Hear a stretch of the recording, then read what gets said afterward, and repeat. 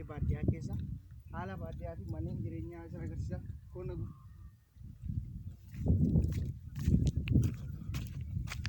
kullee nama man jireenyati kan isa agarsiisa. Kun man jireenya namaati. Kullee man jireenyati. Maal kun maali? Mana المولد المولد كده kaas keessa kun amma ilmooleedha. Ilmoolee keebbula. Kun dammoo qoqqoobreeti. Akka ilaalchi. Qoqqoobree. Maayoo nagaa ooltee. Akkuma. Walaan kun ollaa eenyudha?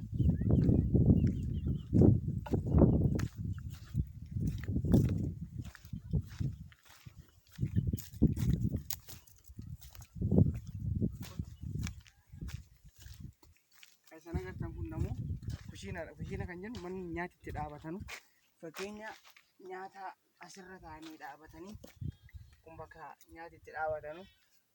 Haalli naannoo godina Booranaa keessaa baadiyyaa akkaataa keessa jiraatanudha. Kun inni kushiina immoo innu kun dammoo akkuma gisa reefu saniin inni kun man jireenyati. Manni jireenyaa Booranaa kana fakkaata. Mana buuyyoo jedhanii seenanii. Barriin kanuma bakka soofa galfadhaa, TV galfadhaa, maali haaluma jireenya madaalaa waan jiraatu. Kun ammoo kan isaan agartanu bishaan kiiloomeetirii dheeraadha kan warri deemanii fudhatanu.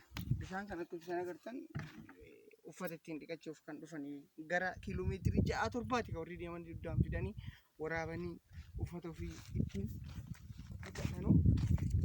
Kun akkuma gisaree fuudhee kaanamu yeroo gisaree fa'aa agarree mannaan tokkooti. Kunis mana abbaa namoota danda'e tokkooti. Kun amma fakkeenyaatti karri tokko jedhama. Karri tokko kan jedhu horii dhibbaa qabataa jechuudha. Karri tokko horii dhibbaa qabataa. Booranii horii dhibbaa jedhee hin himatu. Karri tokko jedhee himata. Karri tokko kan jedhan horii dhibbaati. Amma fakkeenyaatti kan saawwaa keessa jiraatan iddoo kana kan galan dammoo jabbiidha. Kun dammoo qoqqob jedhanii dubbatu. Yaanu qoqqobii ishee jabbii haadholeen dhaltee elmanii jabbii kaasarratti itti hidhanudha.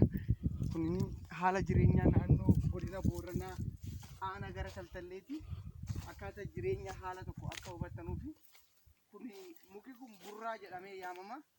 Kan mana ittiin ijaarratanuufi muka waggaa dheeraa lafa taa'uu danda'a. Fakkeenya gara waggaa 20-30 osoo lafa taa'ee muka homaa hin taane yookiin ammoo muka mijaawaa ilmi namaa yeroo baay'ee ittiin tajaajilamu man jireenya ittiin ijaarratu.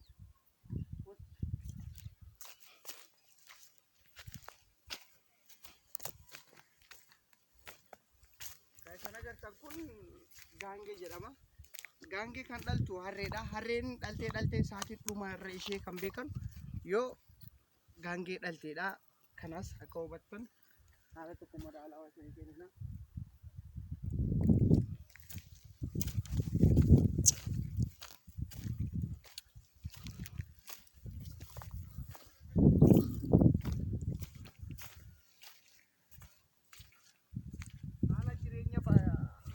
Haalli jireenya baadiyyaa kana fakkaata. Yeroo ammaa godina Booranaa keessatti hongiin baay'ee jabaatee namni hedduun horiin jalaa du'e. Horii kan qaban immoo gara bona jabaachuudhaan gara gannii roobatti geessus horii irraa asii godaananii deemanii yeroo durii naannoo kanarra nama baay'eetu jiraata. Yeroo ammaa garuu namni muraasa ta'e. Sababii namni muraasa ta'etti naannoo kanarratti bonii yeroo isaa eeggatee hin dhufin immoo yeroo bonni dhufu godina Booranaa keessatti ji'a 5ffaa ji'a 6ffaa ture. Yeroo ammaa ji'a 1ffaaf 2ffaa hanga 4ffaa keessatti bona ta'ee dhufeef uummati akka sodaatee horii dhabee horii bira darbee am yeroo ilmi namaa lubbuu isaaf sodaachisa kan ta'e irra waan jiruufi kana akka hubattan nuti agarsiisa. Kun gaaddisa yookiin immoo hirbuu kan irra matanii re'eef wanti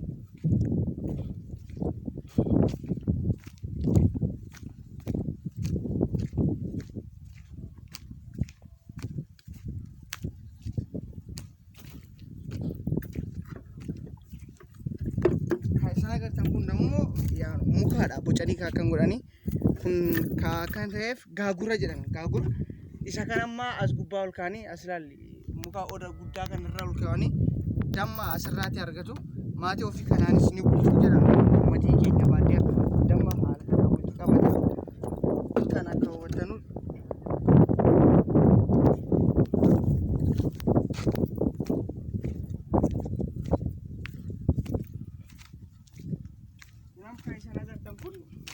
jedhamee yaamama. Gootara kan jennuuf maaliif nu fayyada?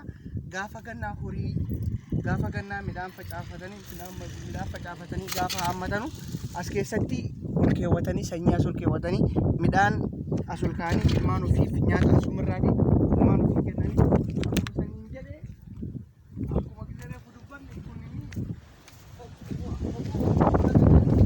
fakkeenya kun kan looniiti kun dammoo kan re'eeti. Yommuu agartan as kee re'eetu jira. Re'eetu as kee jira. Kun kan re'eeti. Re'een asii godhanii kun dammoo qoqqobo kan jennu qoqqobi dammoo kan jabbiiti. Fakkeenyaaf as keessa illee waa agartan jabbiilee waan jira. Ni agartu as keessa jabbii jiru. Kanaafuu haalli ilma namaa beekaa mijaawaadha jechuun fakkeenya kan isaan beektanu fakkeenyaaf abbaan manaa nama tokko ta'ee haadha manaa isaa waliin jira ijoollee gara afurii qaba. Beekaa jireenyi isaa fooyyeedha. Beekaa kudam jireenya fooyyeedhaan fakkeenyaaf gootara ni qaba. Gootara kan jennu haala midhaan keessa kaa'anu kan dammoo qoqqob re'ee kan jennu re'een kan keessa galanuudha. Kun dammoo moona kan jennu horiin as keessa gala jabbiin asitti galti. Beekaa haalli jireenya isaa mijaawaadha. Beekaa bakka gootaraa hin qaba. Bakka jireenya bultii hin qaba. Asirratti yommuu as dhuftan qoqqobas ni qaba jechuudha. Kan waan lamaaf fayyadaman. Lukkuunis keessa galti.